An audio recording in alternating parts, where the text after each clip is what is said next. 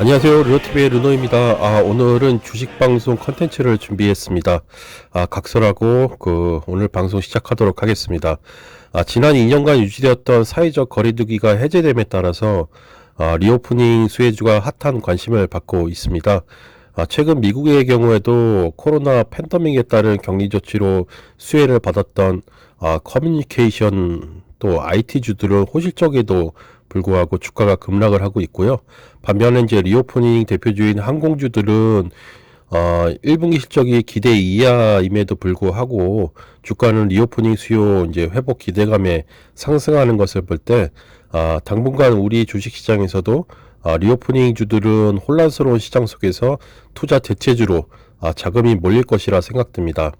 이와 관련해서 항공주, 여행주, 엔터, 식음료, 화장품주들이 이제 대표적으로 떠오르는데요.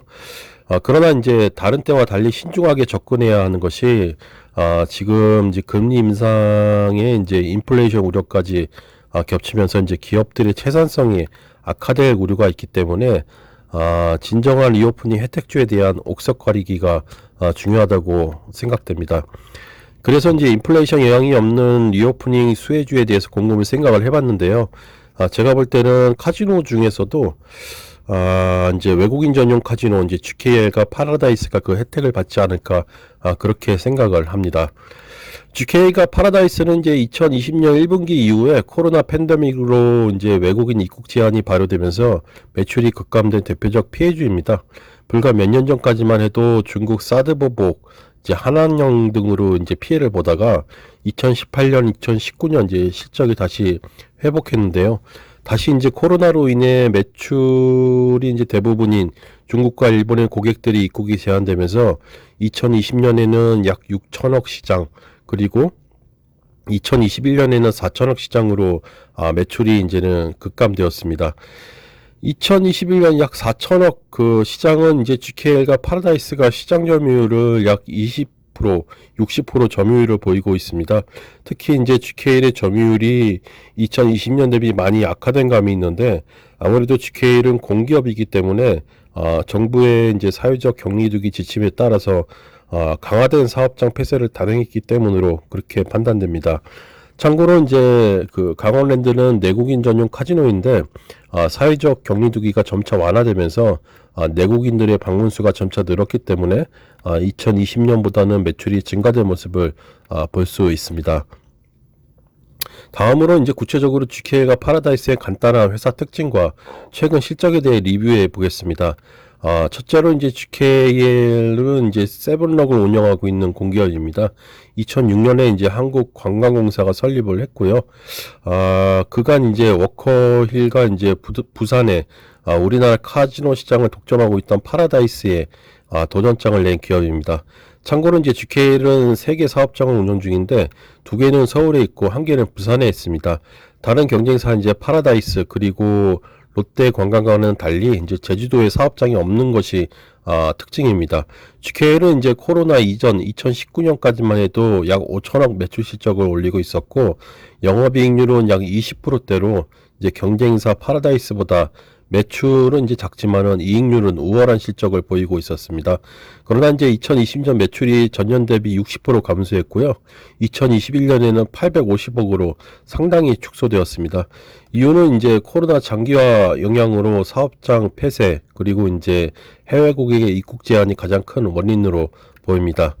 다음은 이제 파라다이스인데요. 파라다이스는 GKL과 국내 외국인 전용 카지노 시장을 서로 이제 밀리는 경쟁 관계를 이어가고 있습니다. 카지노 매출 점유율은 평균적으로 이제 그 파라다이스가 50% 내지 이제 60%대로 이제 40%대를 보이고 있는 GKL보다는 우위에 있었고요. 파라다이스는 이제 GKL과 달리 이제 2017년에 이제 복합 리조트 사업을 이제 추가함에 따라서요. 전체 매출 볼륨은 GKL을 크게 앞서 나가게 됩니다. 하지만은 이제 전체 이익률은 10%대 이제 카지노 이익률도 GKL보다는 항상 낮은 수준을 유지했습니다. 그 이유는 상대적으로 높은 이제 마케팅 비용하고 낮은 홀드율 때문입니다. 파라다이스 역시 이제 코로나 유행을 시작한 2020년 이후에 카지노 매출은 이제 급감을 했지만요. GQL보다는 선방하는 저력을 보여주었고요. 복합 리조트, 호텔 등의 실적으로 전체 매출 볼륨은 방어적 태세를 유지하고 있었습니다. 종합해서 말씀드리면 이제 GQL과 파라다이스는 결국 코로나로 인한 외국인 입국 제한이 풀려야만 실적의 회복세를 보일 것으로 전망된다. 이렇게 말씀드릴 수 있습니다. 만약에 외국인 입국 제한이 풀린다면은 이제 GQL과 파라다이스는 다시 2019년 실적을 회복할 것으로 보이고요. 그 회복력은 어떤 산업보다도 빠를 것으로 판단됩니다. 대략 이제 2023년에는 매출이 이제 정상 궤도에 오르지 않을까, 그렇게 시장은 전망하고 있습니다. 지금 보시는 자료는 이제 하나금융투자의 이제 리서치 자료입니다. 기관 투자자도 2023년에는 파라다이스하고 이제 GQL이 원년의 실적을 회복할 것으로 보고 있는데, 특히 파라다이스는 이제 매출이 코로나 이전보다도 더욱 증가할 것으로 보고 있다는 것이 이 자료의 특징입니다. 앞서 말씀드렸지만은 파라다이스는 GQL과 달리 이제 복합 리조트 사업을 추진하고 있는데요. 이 사업 부분의 매출 신장이 더 커질 것으로 보고 있는 것입니다.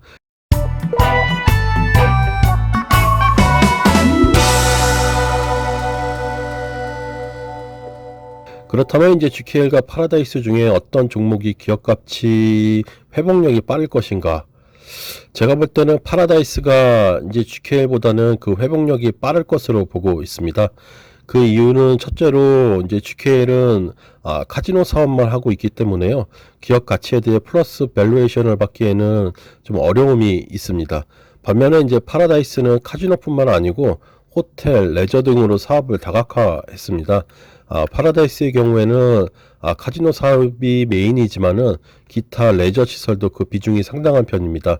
사진에서 보시는 이제 파라다이스 시티 복합 리조트는 인천 영종도에 1조 5천억을 쏟아부은 파라다이스의 야심작입니다. 싱가포르의 이제 마리나 베이샌즈를 이제 롤모델로 삼았다고 알려져 있는 이 파라다이스 시티는 컨벤션, 쇼핑몰 등의 이제 부가 수익도 이제 창출될 뿐만 아니고요. 다양한 시설이 하나로 어울려져 있는 특징상 기존 이제 카지노에 대한 부정적 이미지가 쇄신이 되기 때문에 기존의 VIP 고객뿐만 아니라 일반 고객들도 유치할 수 있는 장점을 가지고 있습니다. 실제로 이제 회사 자료에 따르면은 복합 리조트로 인해서 카지노 일반 고객 수는 상당히 증가한 것을 볼 수 있습니다. VIP 고객의 경우에는 이제 그 고객 유치를 위한 이제 부가 비용이 많이 발생이 되기 때문에 원가적인 측면에서 부담이 되고, 실제로 앞에서 보셨지만은 파라다이스가 GQL보다 낮은 원가율을 보고 있는데, 일반 고객 유치로 인해 그 원가율이 개선될 것으로 보이고 있습니다.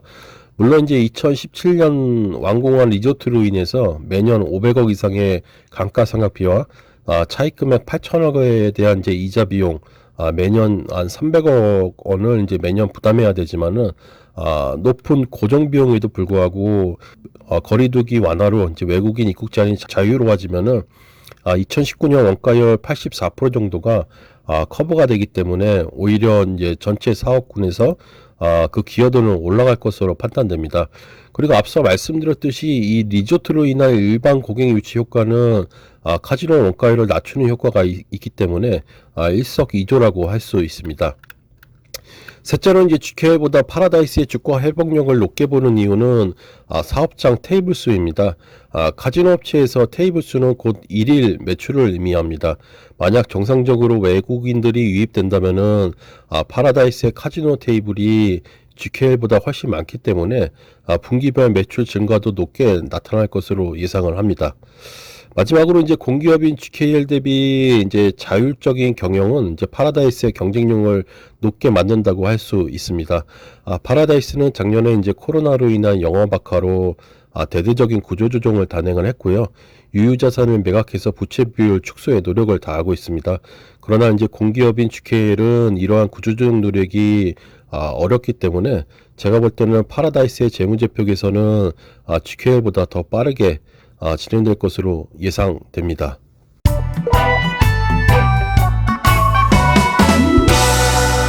결론적으로 저는 이제 GQL보다 파라다이스가 더 매력적인 밸류에이션 릴레이팅이 일어날 것으로 보고 있습니다. 하지만은 앞서 말씀드렸지만 이 모든 것은 외국인들, 특히 이제 주 고객인 일본과 중국인들의 입국이 자유롭게 된다는 가정하에 판단한 것입니다. 그렇다면 이제 언제 외국인들의 입국이 자유로워질 것인가? 솔직히 현재 상황은 상당히 어둡습니다. 일본은 이제 일본 정부가 이제 해외 입국자에 대해서 이제 강화된 검역 규정을 여전히 시행을 하고 있고요. 중국은 이제 중국 상해 봉쇄 조치가 현재 이제 5주째 진행이 되고 있고, 베이징의 이제 봉쇄 가능성도 불거지고 있는 등 어려운 상황입니다.